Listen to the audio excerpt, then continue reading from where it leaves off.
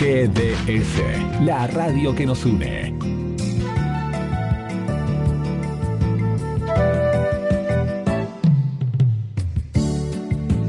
En nuestro aire, la radio que elegiste. www.gdsradio.com. GDS. Descarga nuestra app. Encontranos como GDS Radio. La radio que elegiste.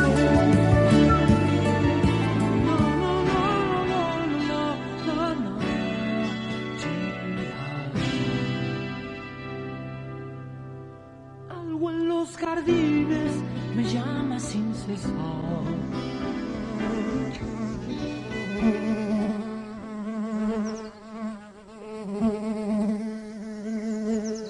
Empapado de abejas, en el viento asediado de vacío, vivo como una rama, y en medio de enemigos sonrientes, mis manos tejen la leyenda. Crean el mundo espléndido, esa vela tendida. Julio Cortázar.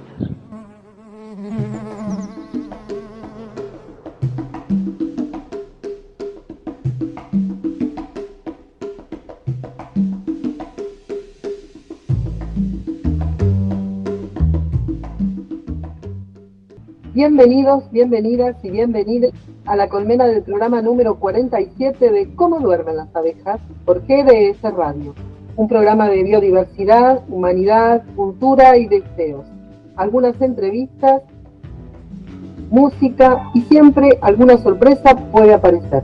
Me presento, mi nombre es Carla Rosa y seré la obrera que produce y conduce este programa. Siempre acompañada por nuestro operador Guillermo San Martino.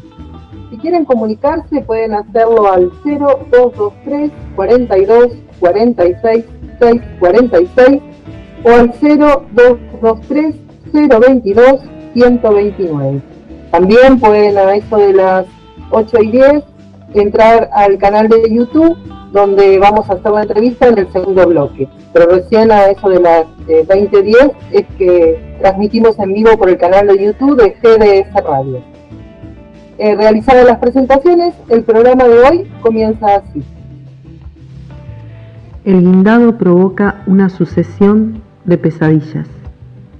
Recortes de la muerte, cuerpos que se deshacen, rostros que se arden.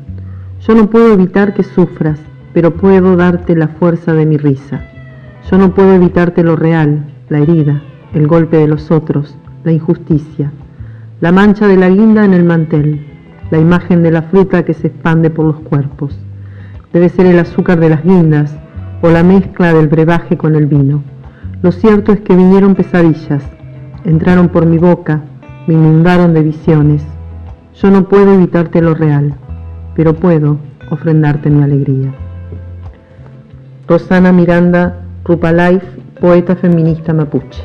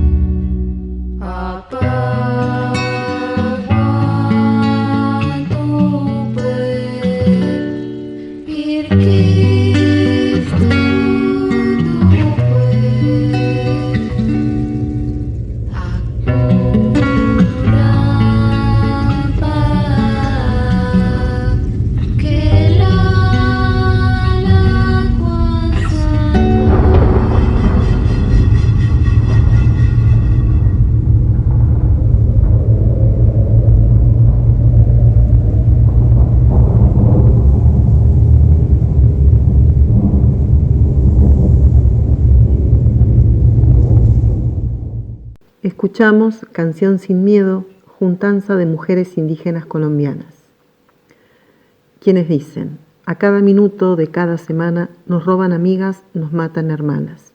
Desde la fuerza sorora que nos mueve como mujeres indígenas, acompañadas siempre por nuestros hermanos indígenas y no indígenas que aportan en nuestras luchas, adaptamos la canción sin miedo a partir de nuestras cosmogonías, sentires y dolores a 6 de nuestras lenguas maternas y al español como lengua que nos une.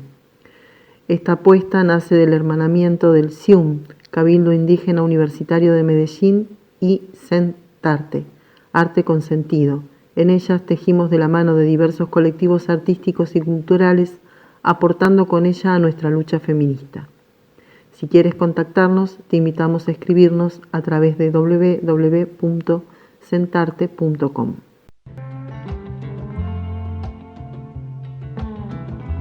Quédense que en el segundo bloque tenemos la entrevista a Olga Vigliesca, militante de política obrera, escritora y periodista, guionista, y entren al canal de YouTube de GDS Radio, que va a estar la entrevista en vivo, por ahí nos van a poder ver.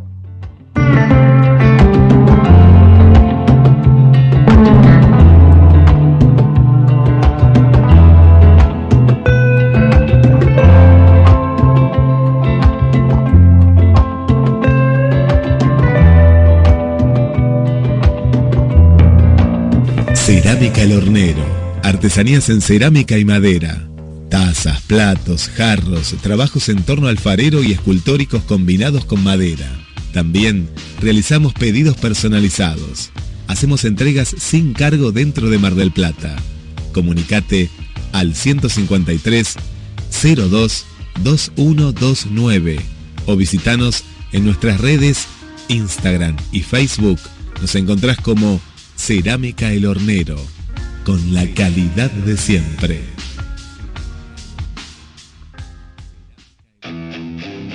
JCR Fusión, herrería, trabajos a pedido, muebles, barras, escaleras, herrería, carpintería. Comunicate ahora mismo al WhatsApp 223 619 8073. Búscanos en las redes sociales, Instagram y Facebook, JCR Fusión.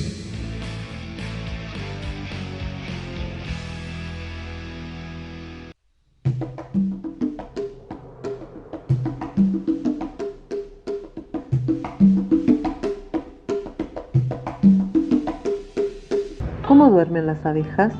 Sí, ¿no lo sabías? Las abejas, al igual que los polinizadores silvestres, los humanos y otros animales, también duermen. Claro, de forma distinta. Lo que no sabemos es si pueden soñar. Por eso te invitamos a escucharnos todos los martes de 20 a 21 horas por GDS Radio. No te olvides. ¿Cómo duermen las abejas? Te esperamos el martes.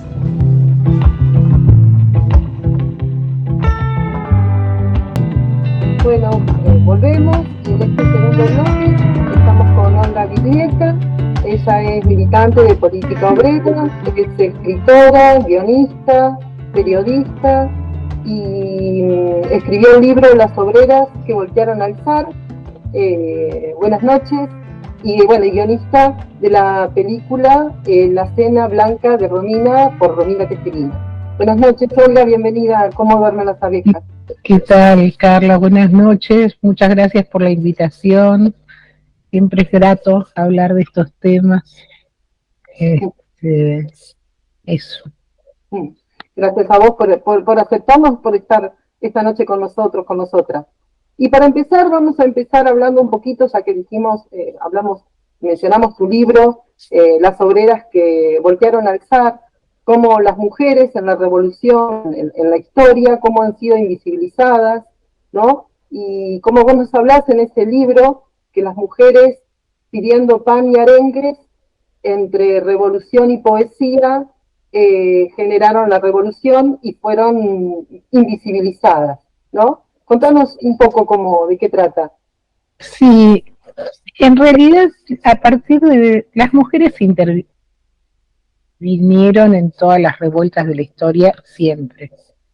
Pero a partir de la Revolución Francesa, o sea, a partir del nuevo lugar que le da el capitalismo a la mujer, devolviéndola al mercado de trabajo, sacándola de la producción familiar o doméstica para meterla en los talleres textiles, en las minas. Eso es la producción social. Eso tiene su correlato en muchas formas de pensar la emancipación de las mujeres por parte de mujeres de las más variopintas. Ahora voy a las rusas que voltearon al zar, pero si uno se fija en la Revolución Francesa, también en la Revolución Francesa son muy protagónicas las mujeres. Es la primera vez que uno podría decir, en esa rebelión las mujeres tuvieron sus propias organizaciones, sus propios periódicos y reflexionaron sobre su lugar social y reclamaron derechos que nadie estuvo dispuesto a otorgar.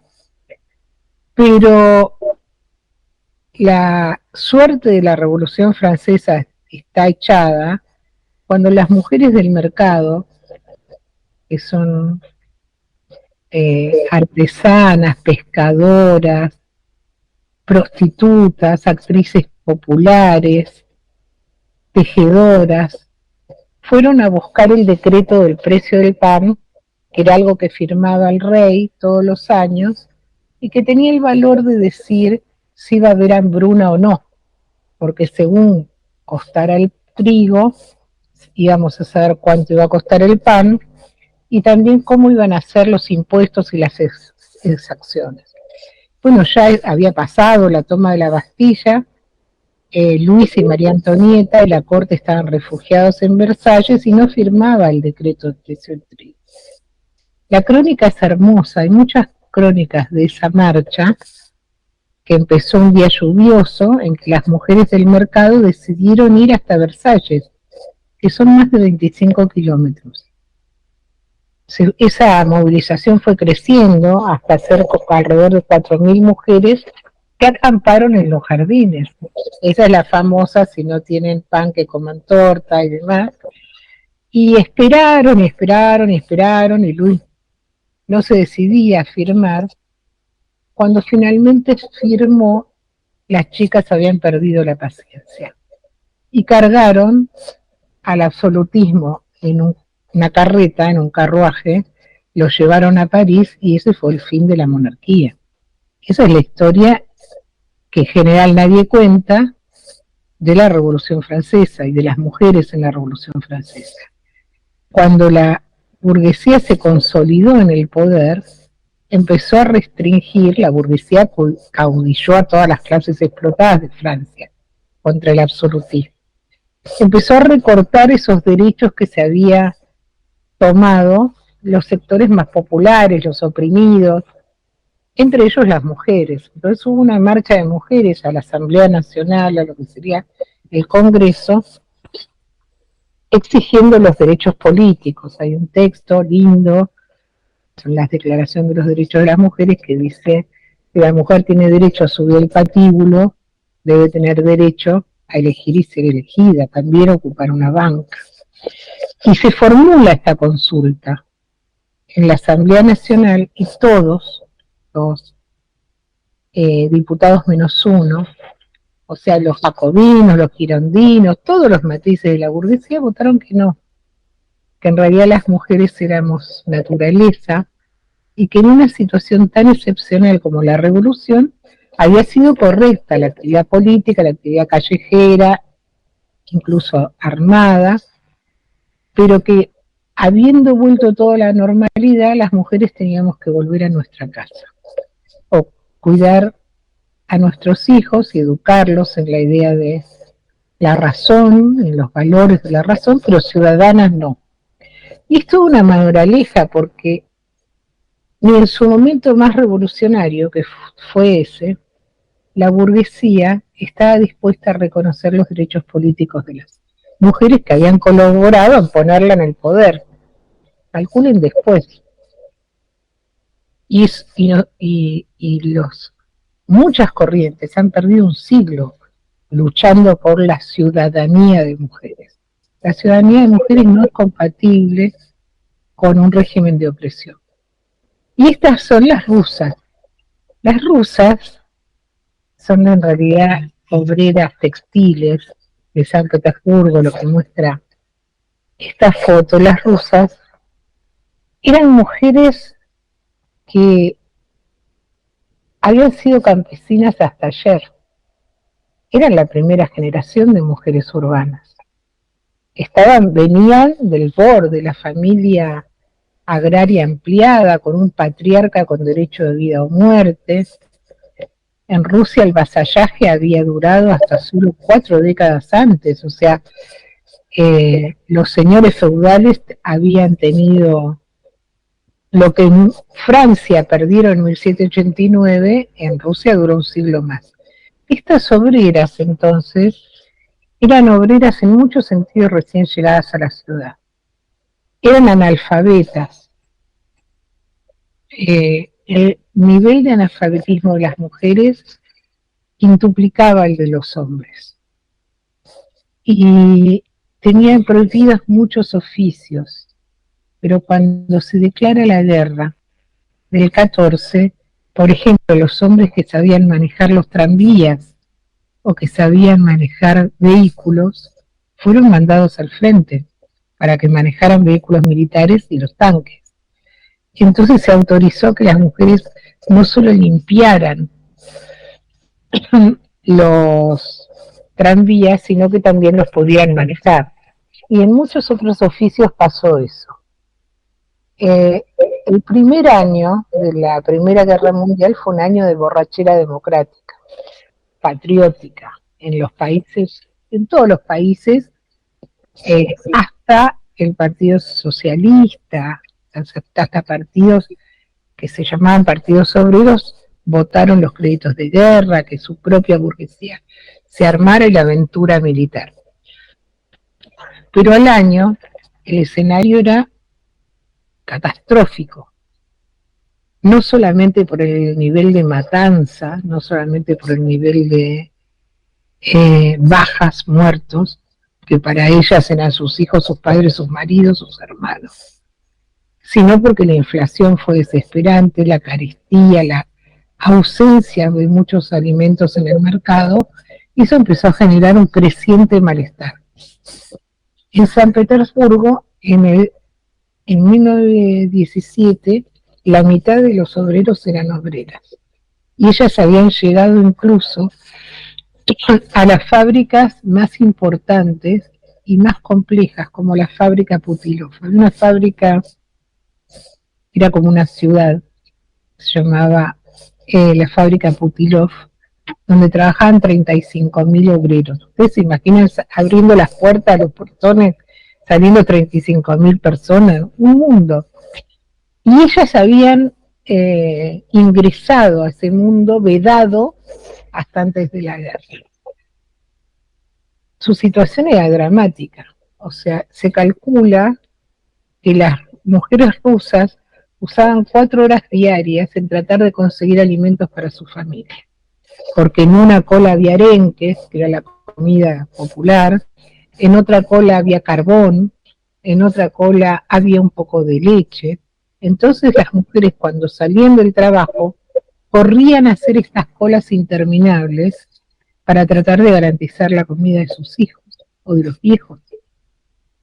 Y hay un cronista de la época que dice, en esas colas, esas mujeres hasta ayer campesinas, devotas de la Iglesia Ortodoxa, temerosas de Dios, que adoraban al zar, un enviado de Dios para ellas, empezaron a maldecir a Dios y al zar, pero más al zar. Fue un proceso meteórico. Cerca del 8 de marzo de 1917,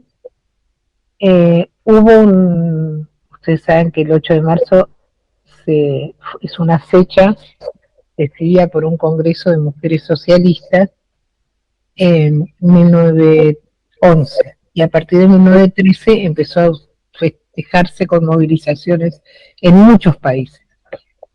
En muchos países sorprendentes, por ejemplo en muchos países orientales. donde las mujeres quemaron su yador, quemaron sus túnicas. Estoy hablando de 1914, 1915.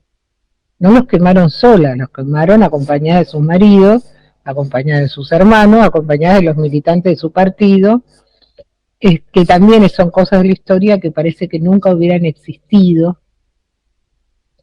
Entonces, un acto por el 8 de marzo en la barriada de Vibor, que era la barriada fabril por antonomasia de San Petersburgo, y ahí hubo un pequeño choque porque ellas querían ir a la huelga general. Entonces, probablemente continuo, los dirigentes del partido bolchevique les dijeron que no tenían que ser tan apresuradas, que tenían que ser más disciplinadas, que no era el momento, que iban a hacer una enorme movilización para el 1 de mayo y que no estaban dadas las condiciones para una huelga general, y una derrota de esa huelga que ellas reclamaban iba a tener un costo político altísimo para el conjunto de los trabajadores.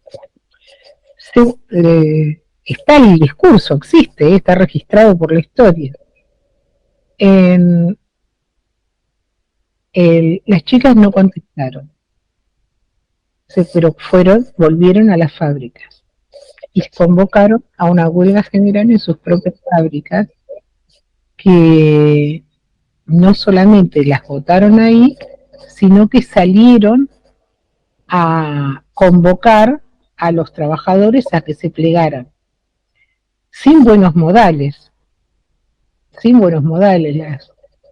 testigos de la época dicen que iban una turba, en general obreras textiles, pero también chicas que manejaban los tranvías y demás, a exigir que pararan las otras fábricas, y que tiraban leños, que calculan el invierno ruso 18 grados bajo cero, rompían los vidrios hasta que lograban que les abrieran y compartir una asamblea que votara. Esa huelga general, que empezó como huelga general de las textiles, se extendió a toda la ciudad de San Petersburgo. Y en San Petersburgo había 4 batallones al servicio del zar que tenían la misión de cuidar. El zar no los había cuidado a ellos. Entonces los soldados rusos no solamente morían como moscas en el frente, sino que estaban hambreados. Y muchas veces las mujeres de las colas, las mujeres de las colas del hambre, llevaban comida a los cuarteles, a estos soldados que podrían haber sido sus familiares que estaban en el frente. Entonces, cuando el zar ordenó que salieran a reprimirlas, se produjo una maravilla, y es que ni siquiera los cosacos, que era la fuerza de choque del zarismo conocida por su carácter criminal, se atrevió a reprimir a las mujeres.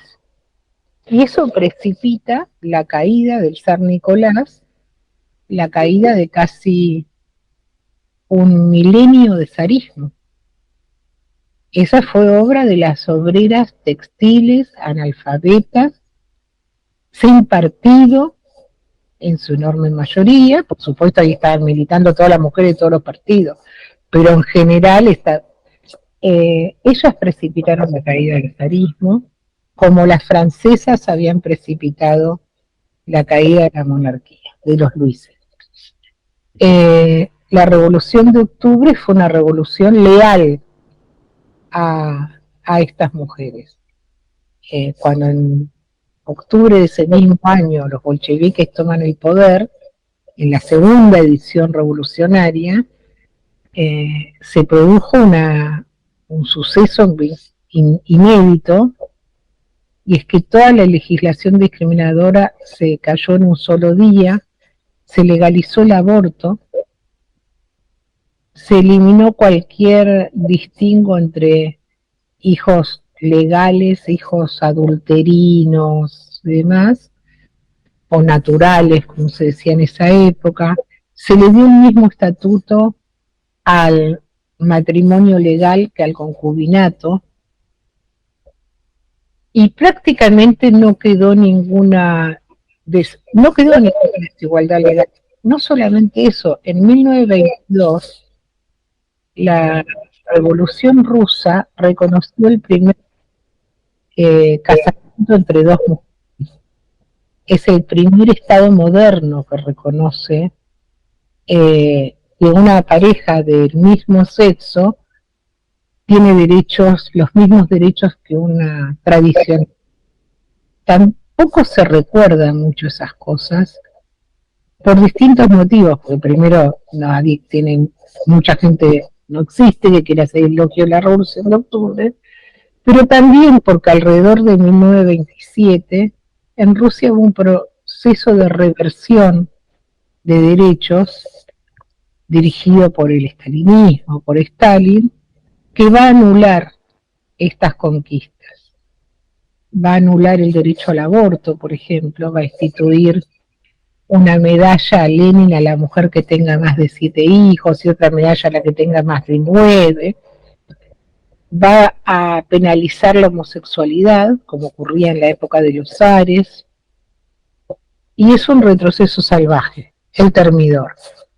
Uno podría pensar que es una historia muy vieja, la de las rusas. Yo creo que no es una historia vieja y además nosotros estamos a las puertas de una guerra que tiene características mundiales.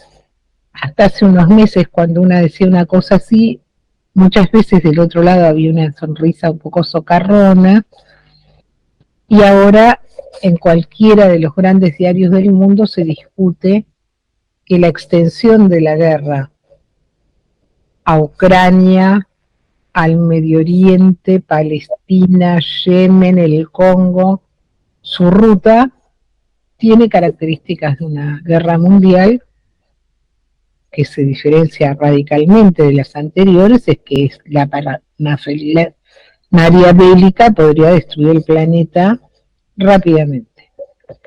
Pero las mujeres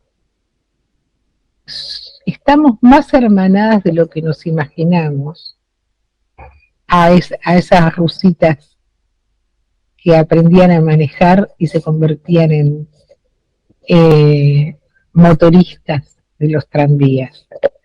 Porque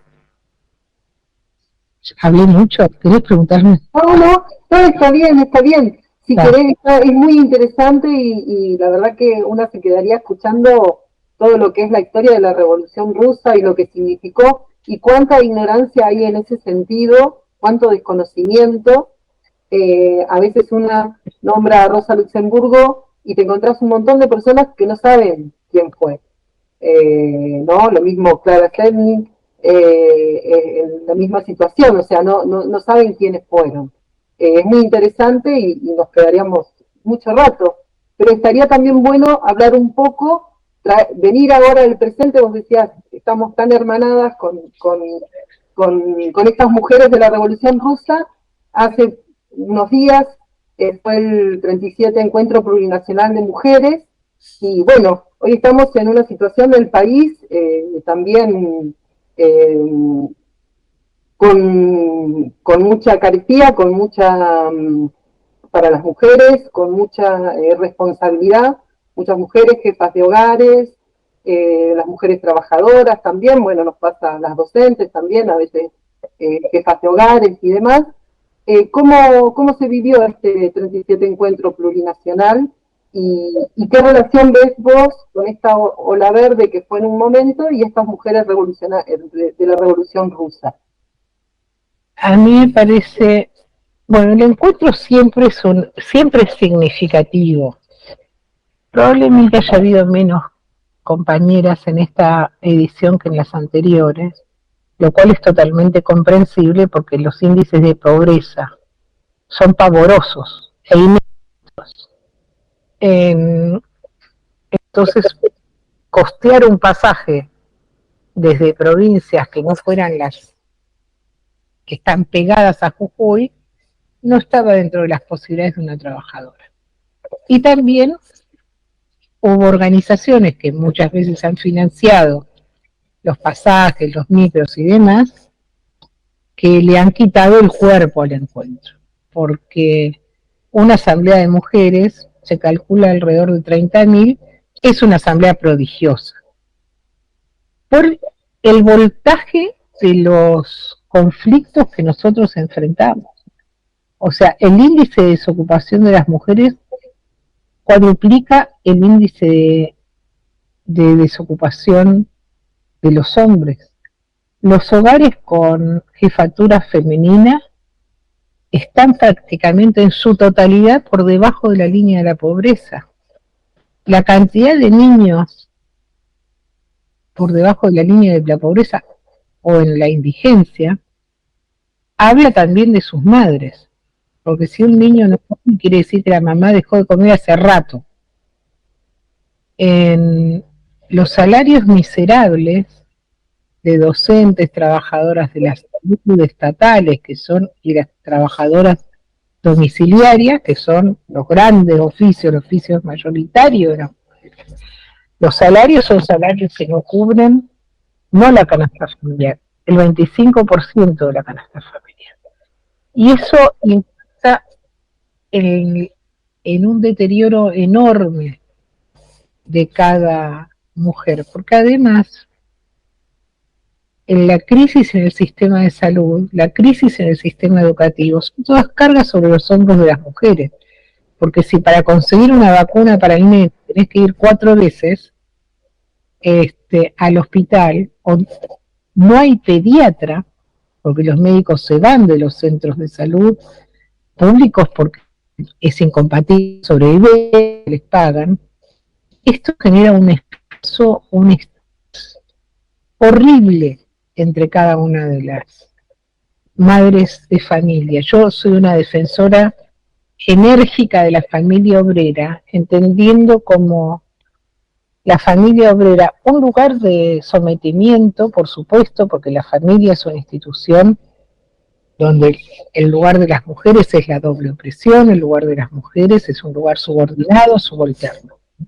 Pero cuando la mujer tiene un salto en su comprensión política y entiende esto, la familia obrera puede convertirse en un maravilloso, poderoso ariete contra las opresiones.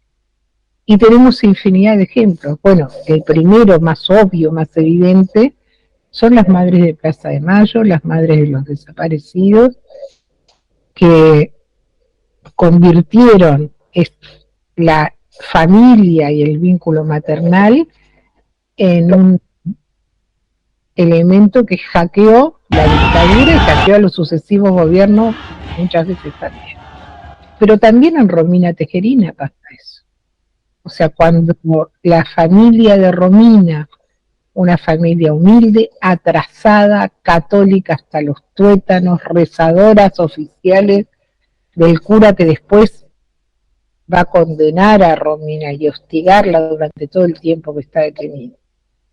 Cuando ellos entendieron que su hija adolescente se había convertido en un chivo expiatorio, transmutaron en guerreras las rezadoras. Las vimos en todos los centros de mujeres, las vimos bloqueando la casa de Jujuy en la ciudad de Buenos Aires, yendo a dar charlas a todas las universidades y todos los demás, y era una losa muy difícil de levantar. Mató a su niña. Esa asesina, las cosas horribles que dijeron de la piba, y la familia logró ganar al movimiento de mujeres, que primero miraban muchos sectores con resquemor, a la defensa de Romina. Entonces, ¿qué pasó en este encuentro? Bueno, en este encuentro, el encuentro a mi juicio tiene un inconveniente, y es su carácter deliberativo y consensual y no resolutivo.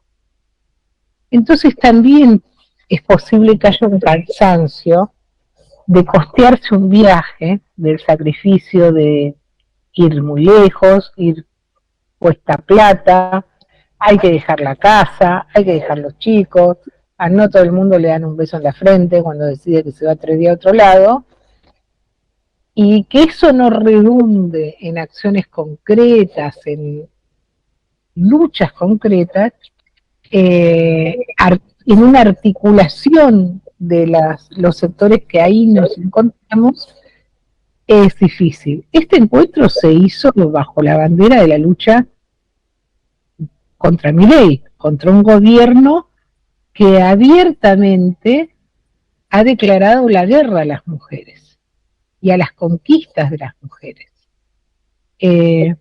Cuando un energúmeno como el presidente o como su ministro de Justicia dicen cuestiones del calibre de la violencia no tiene sexo, o llama asesinas a las mujeres que hemos abortado, o a los profesionales, médicos de la salud que acompañan esto, no solamente pasa por encima de cualquier legislación y les importa un bledo, sino que generan una demonización que tiene consecuencias mortíferas. Hace unos meses en la ciudad de Buenos Aires, un vecino de una pensión, un hotelito muy precario, prendió fuego al cuarto donde vivían 4 mujeres lesbianas y 3 han muerto. Y el juez se negó a categorizar ese asesinato como un femicidio y como un lesbicidio, en la línea de Milei, en la línea de Cunio Libarona, de que la violencia no tiene sexo ni género. Tenemos una amenaza sobre la educación sexual terrible. En la ciudad de Buenos Aires y en la provincia de Buenos Aires hay muchos sectores que están trabajando con el concepto de la inteligencia emocional, de la gestión de las emociones, o sea, de responsabilizar a cada ser por cómo le va en la vida, más allá de cuáles son sus contextos. Un programa para emprendedores, un programa de marketing para empresas que ahora se enseña a los nenes de primer grado. También ahí están los tanques de Hollywood enseñando eso, ¿no? O sea, hay películas para niñitos, que son mi nieta, que le enseñan cómo gestionar sus emociones, sentimientos, no sé yo.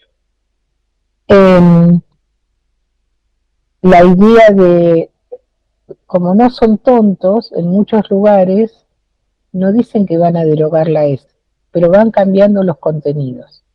Entonces, para el pibe que llega a la escuela sin haber comido a la noche, o para el pibe o la piba que llega a la escuela después de vivir escenas dramáticas en su casa de violencia, lo que le enseñan es a hacer meditación y a relajarse y a no enojarse. O sea, adaptarse a formatos de sumisión de los que antes se ocupaban la sacristía y ahora se ocupan las neurociencias, se ocupa el coaching y este tipo de corrientes de disciplinamiento social que son a los que hablan la derecha internacional, no solamente Milei. O sea, esto es una corriente que abarca. Y el derecho al aborto es muy significativo lo que pasa, porque el derecho al aborto fue arrancado por décadas de luchas del movimiento de mujeres. Pero el balance de esta conquista en muchos sectores quedó impresa como una conquista arrancada por el lobby parlamentario, por la muñeca política, porque los Penato votó con las de la izquierda. Los Penato, la defensora de la ley Bases, la defensora del protocolo de Bullrich. La vía parlamentaria o la parlamentarización, para usar una palabra larga y horrible, del movimiento de mujeres y del movimiento estudiantil y de los pueblos originarios de todas partes, es una vía muerta, es una vía que conduce a la nada. Los encuentros de mujeres están atravesados por ese debate también. ¿Qué es lo que correspondería A mí me parece que la defensa del aborto legal que conmovió, o la lucha contra los femicidios, en donde hemos visto chicas y chicos de escuelas religiosas participar de las movilizaciones con un pañuelito verde, conmovió a la juventud, conmovió a toda la sociedad. Primero porque la interpela sobre un problema que todo el mundo tiene, o sea, las mujeres católicas también abortan, o sea, en general las que abortan son mujeres católicas. La violencia atraviesa todos los sectores de la sociedad, las familias, de todas las clases sociales, pero por supuesto en las clases explotadas el nivel de desamparo es mucho mayor. El feminismo, la lucha de clases en el feminismo es algo que no termina de estallar o de gestionarse, me parece, ¿no? Yo creo que es repelida. Uh-huh. Y voy a decir algo que tal vez suene un poco osado, pero hay, de la mano de la parlamentarización, se ha construido una mujer víctima que no nos ayuda en nada. En el 2001, en el 2000, en el momento de florecimiento del movimiento piquetero, las mujeres, las trabajadoras desocupadas, tenían métodos para luchar contra la violencia, que nosotros los aprendimos de ellas, que era organizarse colectivamente, tener redes, e ir a golpear la casilla donde estaban zamarreando una mina hasta que el tipo salía, y si no entendía por las buenas, tal vez le hacían entender por las malas, lejos de toda corrección. Eran prácticas de empoderamiento real. Escribir un protocolo y que después lo administren 3 funcionarias, sean del sindicato, sean del centro de estudiantes, o sean del lugar de trabajo, es lo menos parecido a fortalecer a una mujer golpeada y no golpeada. Y tenemos una visión de las mujeres en un extremo de la fragilidad. Es una visión errónea, porque nosotros por supuesto que somos oprimidas, y por supuesto que somos 2 veces oprimidas, más oprimidas que nuestros compañeros, pero también podemos ser guerreras. Nuestra historia está, hay una estela de mujeres que demuestran ser guerreras, y no víctimas. Uno no va a decir que un obrero, un trabajador es una víctima. No, es un explotado, tiene que pelear contra el patrón, tiene que pelear contra la burocracia sindical, tiene que organizarse. No se imagina uno un ser frágil. Y sin embargo, las víctimas en las que nos hemos convertido, yo creo que es una escafandra que urge que rompamos. Porque la noción de las mujeres como víctimas va del brazo de la noción de que las cuestiones, los problemas de la doble opresión se solucionan con un proyecto de ley, con otra ley, con un cursito, con transformaciones culturales. Este debate está presente en los encuentros, genera muchas tensiones, porque hablan de 2 modelos distintos de emancipación. Me fui lejos de la guerra, no quiero dejar de decir que mientras nosotras hablamos,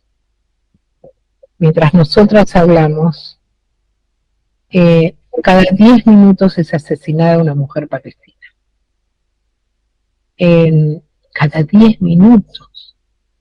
Es terrible. O sea, lo que ha pasado esta última semana, donde hay más de 300 muertos, bombardeando refugios de Naciones Unidas donde se da comida, quemando vivos a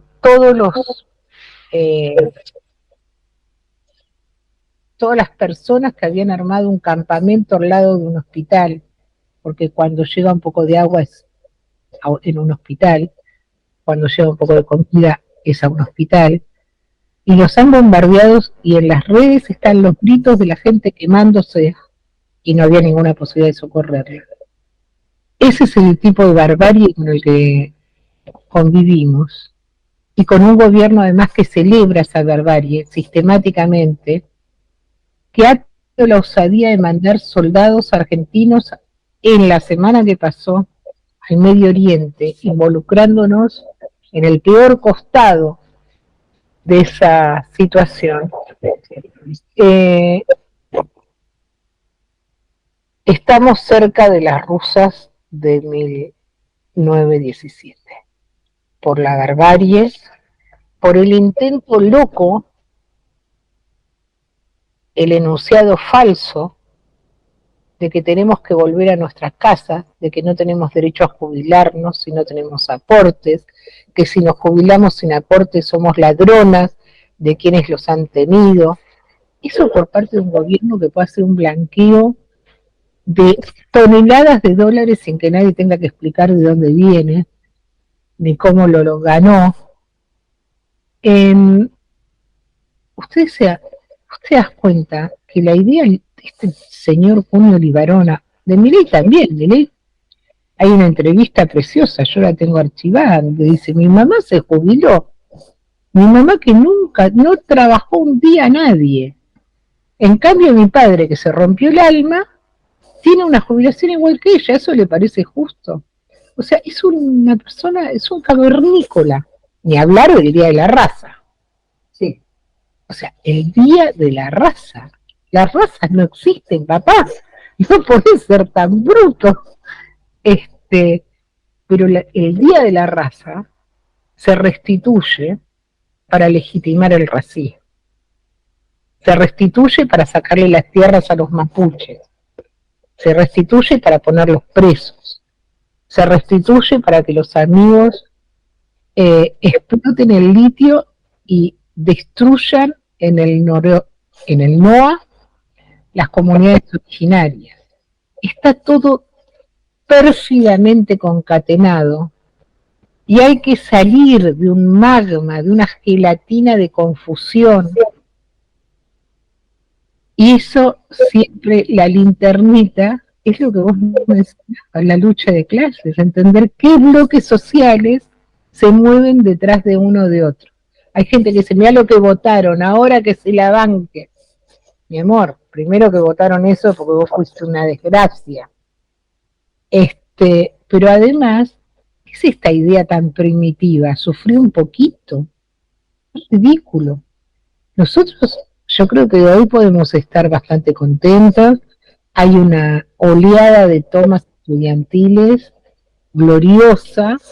Hace 2 meses nos decían que eso era imposible que sucediera, que había que ir a la legislativa, y que entonces despacito ir juntando.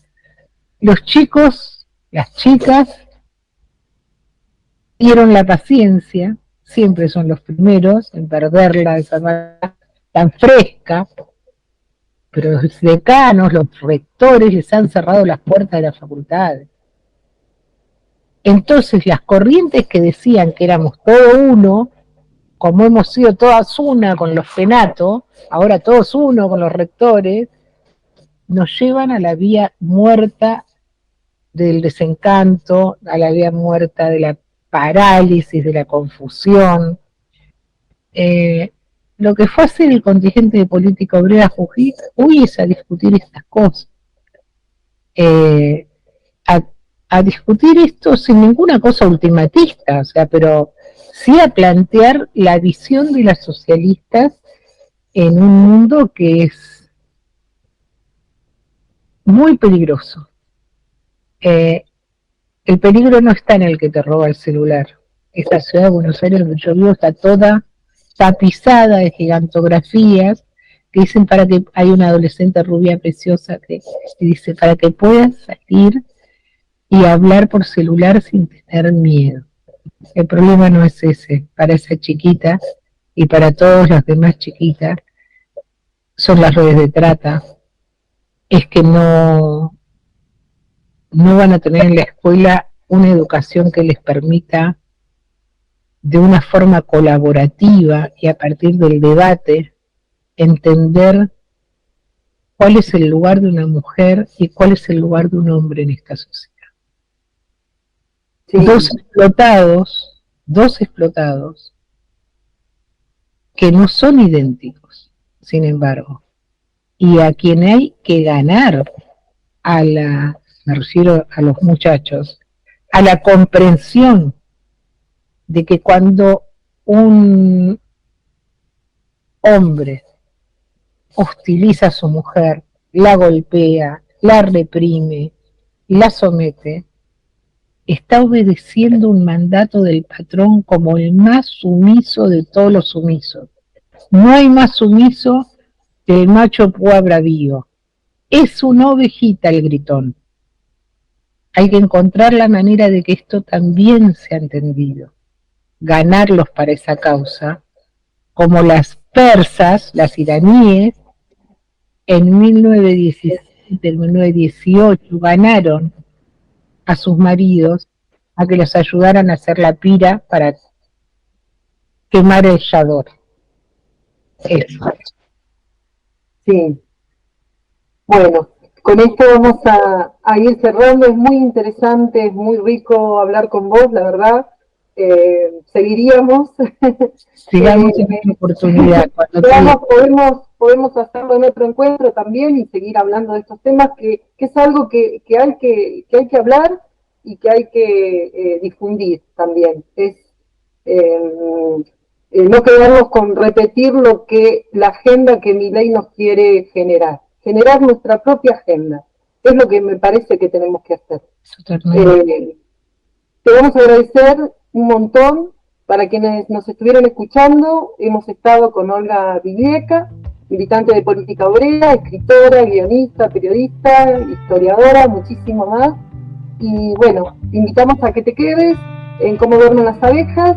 Tenemos una entrevista también que estuvimos charlando, vos hablabas también de los pueblos originarios, mapuches, estuvimos hablando con Mauro Millán, que es hermano de Moira Millán.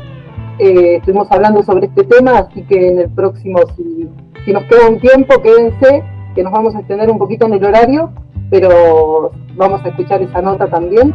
Y ahora te invitamos a escuchar el tema Puras Mujeres, Somos Trabajadoras, de Carla Lara y Melissa Cardoso. Un abrazo inmenso. Gracias. Muchísimas gracias, muchas gracias, en serio, un abrazo también.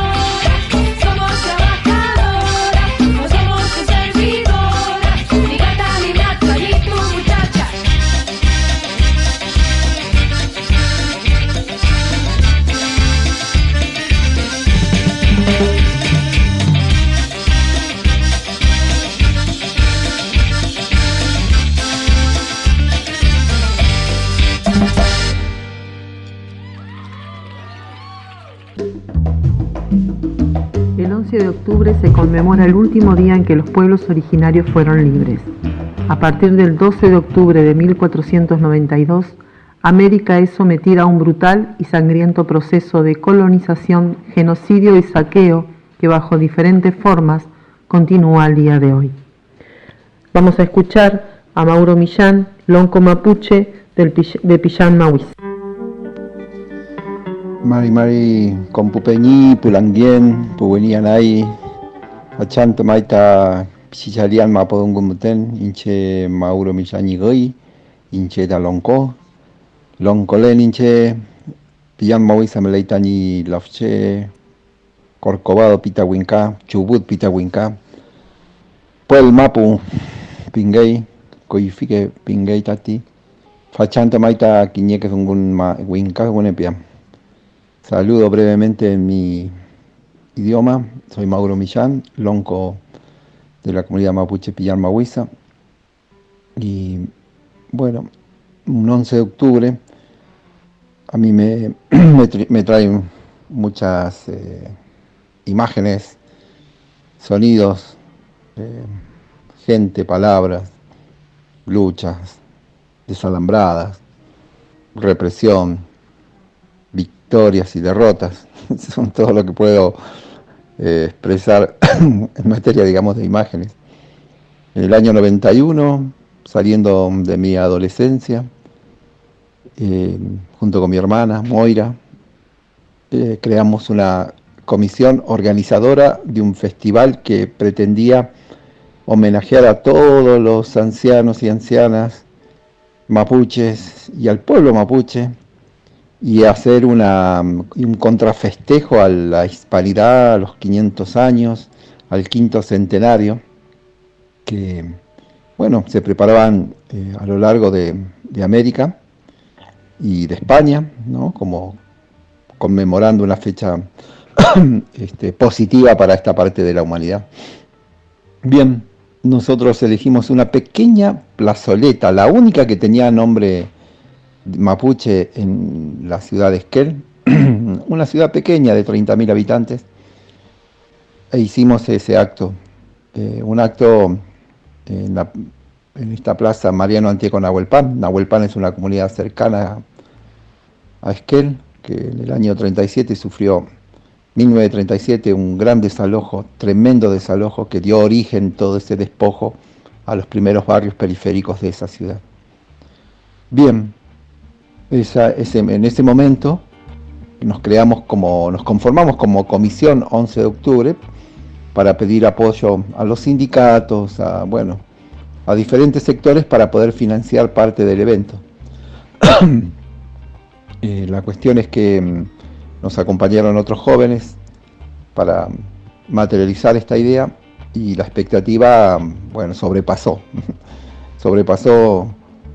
nuestras propias expectativas, porque fue multitudinaria. Vino gente de diferentes lugares, vinieron comunidades, la mayor población mapuche está en los centros urbanos, así que Esquel no es la excepción. Vinieron músicos. Bueno, fue un gran festival de homenaje al pueblo mapuche tehuelche, y un contrafestejo a los 500 años. Dijimos, es una ideología que entró. No estamos hablando de razas ni de sangre, sino estamos hablando de que en 1492 ingresaba a esta parte del planeta una ideología que iba a marcar el destino de cientos de pueblos, de millones de mujeres y hombres, niños y niñas que habitamos en este territorio. Al otro día, de ser una comisión organizadora de un festival, nos convertimos en militantes en los territorios, porque casi inmediatamente la gente que vino a participar del festival, algunas comunidades traían órdenes de desalojos, como el caso de Huizcantieco, de Alto Río Corinto, como el caso de Vuelta del Río.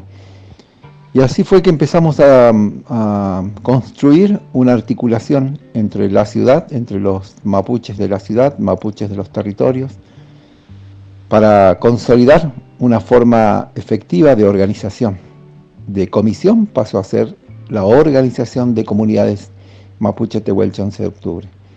Y así, interpelamos al poder, hicimos las primeras tomas de edificios estatales, que fueron sinónimos de despojo, como las oficinas que administran hasta el día de hoy las tierras públicas.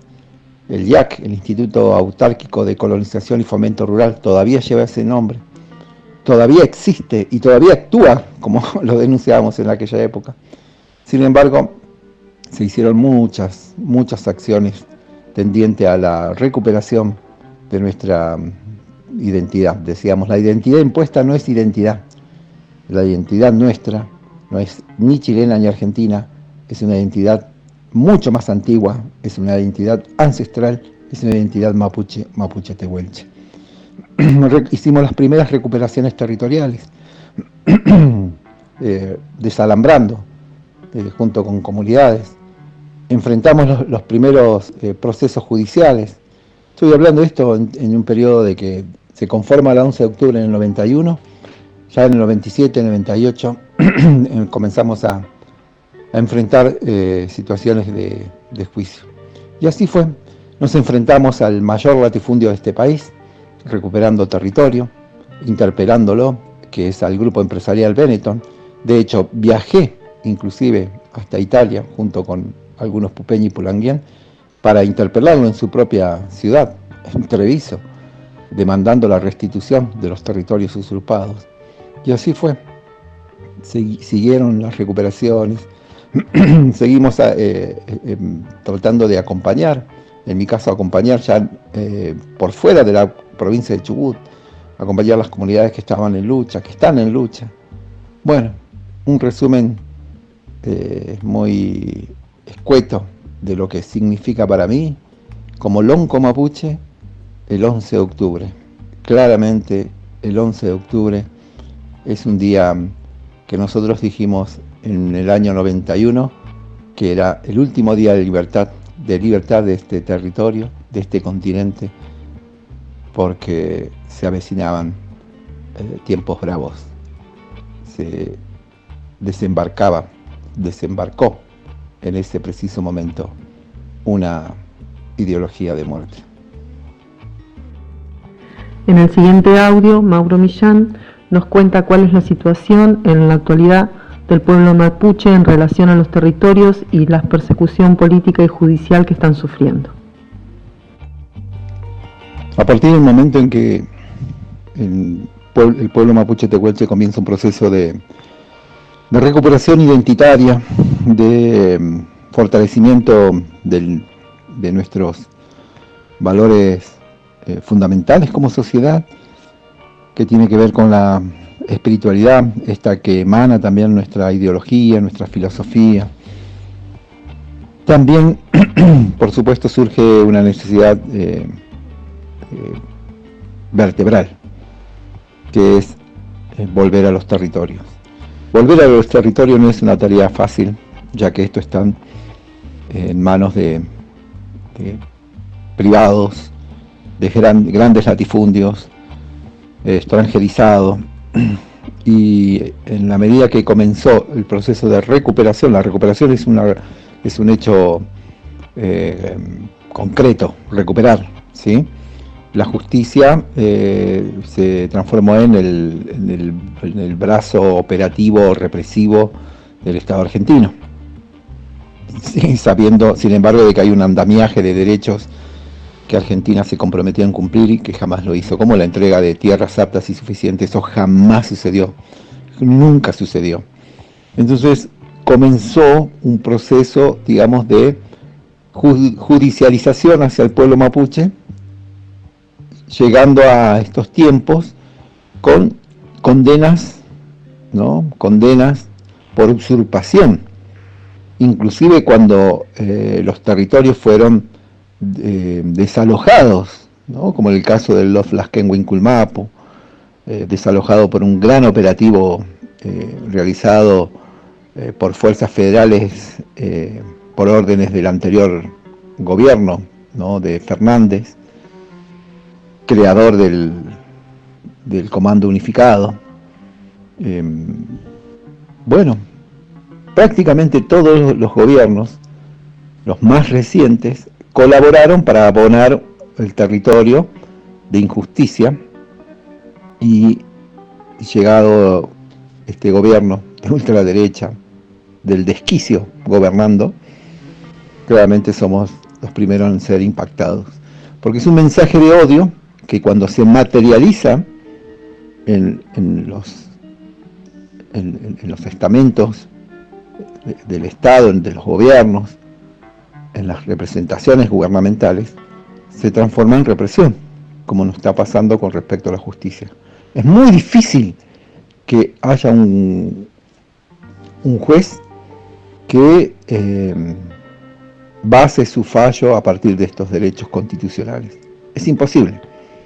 No pasó con los anteriores gobiernos centro-izquierda, menos va a pasar con un gobierno de ultraderecha. Y las consecuencias lo estamos viviendo, ¿no? Hermanas y hermanos judicializados, hermanas y hermanos condenados. Hay gente que está en la clandestinidad, hay asesinatos, ¿no? Como en el caso de Rafael Nahuel y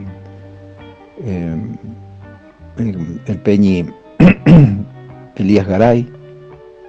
Bueno, lamentablemente esto no ha terminado, sigue este proceso de entreguismo, porque fundamentalmente lo que más combate esta situación de un Estado represor es que el pueblo mapuche tehuelche, y entiendo que todos los pueblos indígenas tenemos como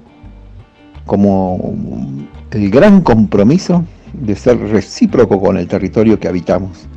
Eso significa que tenemos un contrato, eso significa que tenemos un acuerdo que se firmó y que todas las generaciones venimos firmando y ratificando con este espacio que habitamos, que es defenderlo. Ahí basa toda nuestra espiritualidad, nuestro pensamiento ideológico, filosófico. Por eso lo defendemos, porque es un compromiso. Y claro, el principal antagonismo que enfrentamos es el capitalismo extractivista y estas políticas de entregas, esta política de entrega absoluta de todo, del agua a los israelíes, de los territorios de bosque a Emiratos Árabes, a Qatar, a Benetton, a Lewis, un lago entero. Bueno, por eso digo, siempre está el falso dilema de la soberanía, porque entregaron absolutamente todo, ¿no? Le hacen un relato a la argentinidad de que somos una amenaza a la soberanía cuando somos quienes defendemos el territorio, ¿no? Y el falso dilema de la propiedad privada, que está en su máximo apogeo. No hay ningún tipo de resquicio de algo que indique que la propiedad privada está en riesgo. Todo lo contrario. La justicia, las fuerzas represivas están absolutamente alineadas a proteger estos grandes latifundios que hoy están en su gran mayoría en manos de extranjeros. Bien, esa es la realidad del pueblo mapuche. Hasta aquí el programa de hoy de Cómo duermen las abejas. Nos encontramos el martes próximo a partir de las 20 horas y nos vamos escuchando Pueblos interpretado por Sara Curuchí y Lila Downs. Hasta el martes que viene. Un abrazo inmenso.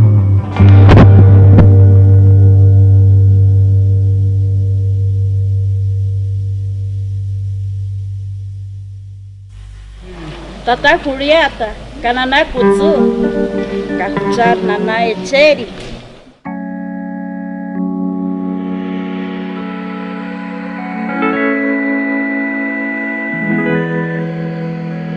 Chiquek Alcologel Retinamit, Kikemuki, Barhuachulef. Fuego, fuego. Vienen sembrando los pueblos con la esperanza en el aliento.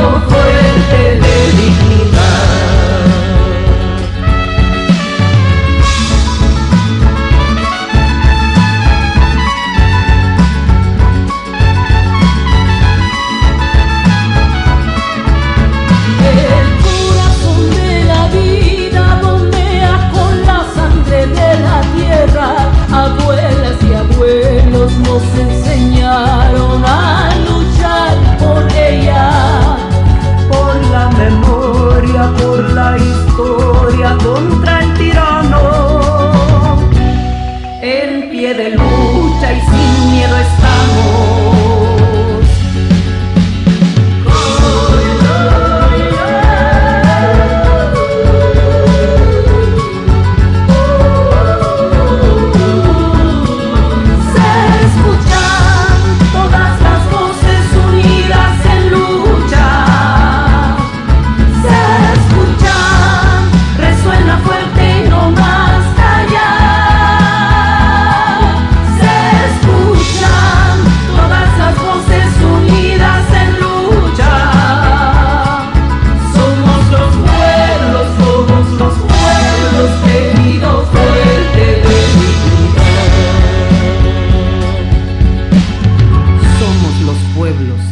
Fuerte de dignidad. GDS, siempre en movimiento. La radio número 1, la que vos elegís. GDS, descarga nuestra app. Encontranos como GDS Radio.